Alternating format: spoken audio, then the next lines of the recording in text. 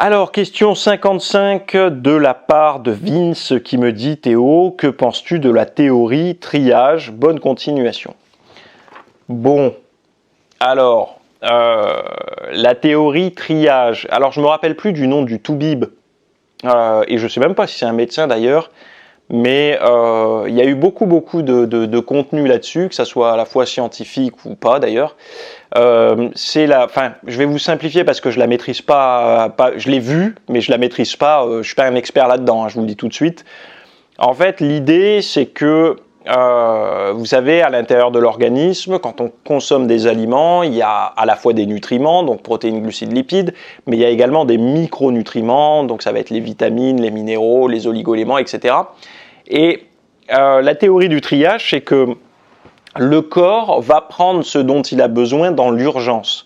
C'est-à-dire que pour la longévité, on a besoin de tout un tas de choses pour améliorer sa longévité. Enfin, c'est pas pour l'améliorer, c'est pour avoir sa longévité à son niveau optimal, on va dire. Un petit peu comme celui qui voudra avoir un taux de testo optimal, c'est-à-dire son maximum par rapport à ce qu'il est capable de produire naturellement. Ben là, c'est ça un petit peu, la longévité de manière optimale. Donc, on va avoir besoin de fournir toute sa vie certains micronutriments et tout pour que ça fonctionne bien.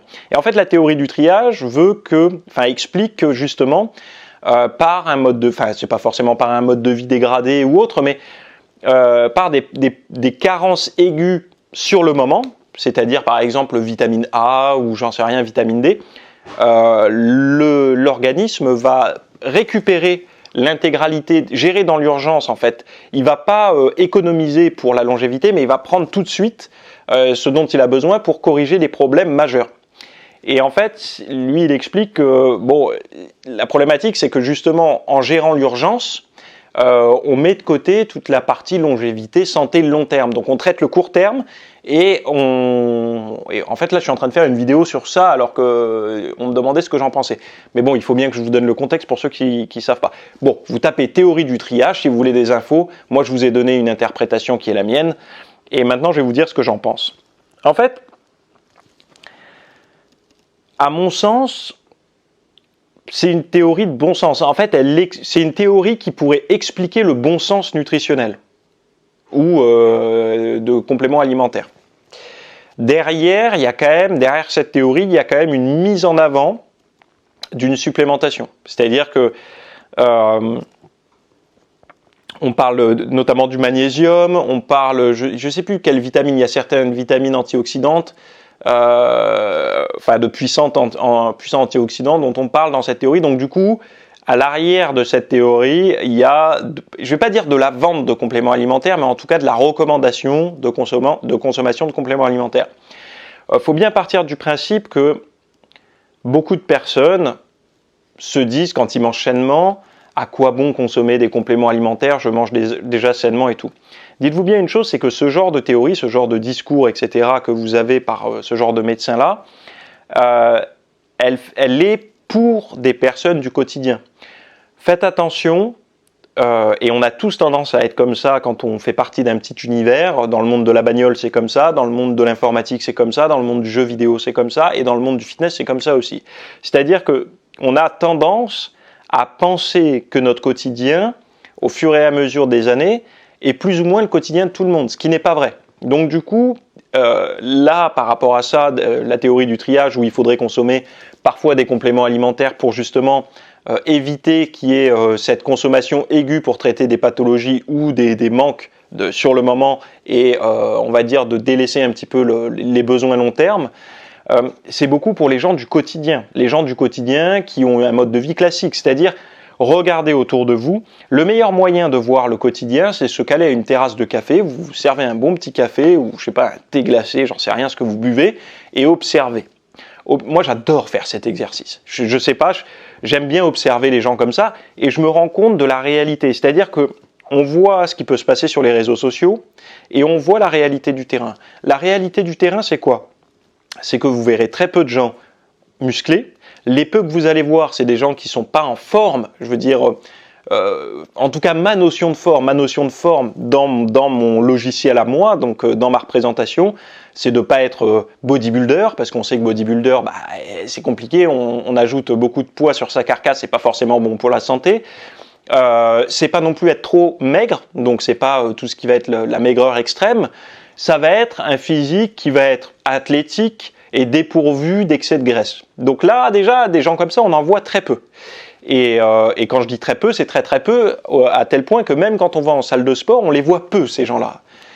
Donc du coup, c'est quoi la personne du quotidien? La personne du quotidien, bah, c'est une personne qui va essayer de faire un peu attention à elle, mais sans notion d'alimentation, sans notion d'activité physique, etc. Donc du coup, ça va être une personne qui va être, je ne vais pas dire en surpoids, mais avec un peu de ventre, et qui va pas forcément avoir une alimentation comme vous et moi, c'est-à-dire avoir pas mal de végétaux, des protéines saines, des bons acides gras et tout. Donc du coup, ces personnes-là, effectivement, cette théorie-là, ça pourrait être une bonne explication. Lui dire, écoute, ça peut être intéressant pour toi de prendre certains compléments alimentaires parce que A plus B, voilà ce qui se passe en fait avec ton alimentation. Le peu de vitamines, le peu de minéraux que tu as, ils vont être utilisés pour, par exemple, si la personne a beaucoup de stress, eh ben, ça va servir pour ton excès de stress, mais tu vois, tu en as besoin aussi pour bien vivre toute ta vie, donc de vivre vieux. Et bah, tu vas en manquer parce que justement, tout ce que le peu que tu as dans ta bouffe, ça part dans tes besoins immédiats, par exemple le stress. Donc moi, ce que j'en pense, c'est que normalement, celui qui a un mode de vie sain, fitness, un petit peu comme on essaye de l'avoir tous, là, ce style de vie que moi j'ai et que j'essaye de pousser vers l'avant pour montrer qu'il est quand même assez agréable à vivre. Enfin, en tout cas, qu'il n'est pas moins agréable à vivre qu'un autre. Moi, je suis pas de la théorie du bonheur, etc. Je suis plutôt de vous dire que c'est pas moins agréable qu'autre chose. Il y a toujours des périodes d'ennui, des périodes de bonheur, je pense, dans toutes les catégories. Ce mode de vie fitness il n'est pas plus agréable, mais pas moins agréable. Il joue sur d'autres choses, c'est-à-dire qu'on va avoir des plaisirs qui seront dans d'autres situations. Bon, je vais pas trop partir en vrille. J'avais autre chose à dire par rapport à ça. Non, mais je pense que j'ai fait le tour de la question. Après, logiquement, ce mode de vie sain qu'on peut avoir nous, on est moins concerné par cette problématique. Sauf que, avec un entraînement intense, on peut justement aussi créer cette théorie du triage, c'est-à-dire qu'on va créer des besoins immédiats par l'entraînement intense, par la destruction des fibres musculaires, etc. On va créer un besoin. Notamment aussi quand on fait une sèche un peu poussée. Et donc du coup, c'est là où certains, comme un bon multivitamine, comme je sais pas, du magnésium par exemple, ça peut devenir intéressant parce que justement, on doit tamponner quelque chose qui est aigu. Un pratiquant de muscu ou même un pratiquant de sport dans l'absolu, sa norme n'est pas la norme de la personne lambda. C'est-à-dire qu'on peut pas... Si admettons, je vous prends un exemple, j'en suis à combien là ? Je vous prends un exemple. Vous consommez, alors je vais prendre Gérard est informaticien, il fait un footing le week-end pour se donner bonne conscience, et c'est très bien pour lui, tant mieux, c'est mieux que rien. Sinon il a un mode de vie sédentaire, il ne fait pas attention à sa bouffe, etc. Et je ne sais plus où je voulais en venir, mais en tout cas Gérard, ce qui lui arrive à lui, c'est que il mange 2 œufs par jour. Et il a lu sur internet que 2 œufs par jour, déjà c'était pas mal, mais bon, il a vu aussi que les œufs c'était pas si dangereux que ça. Et donc du coup, il mange ses 2 œufs. Et puis il y a Maurice sportif. Maurice, lui, c'est muscu tous les jours. De temps en temps, il fait même du cardio le matin. Il fait attention à sa diète et tout. C'est quelqu'un d'actif, même de très actif. Il a un métier plutôt, je sais pas, on va dire qu'il est jardinier. Et donc Maurice a un rythme de vie assez actif. Et Maurice consomme 4 œufs par jour. Et en fait, son entourage ressemble plus à des Gérard, en fait. Et quand ils entendent qu'il mange ces 4 œufs par jour, ils disent « mais c'est trop ».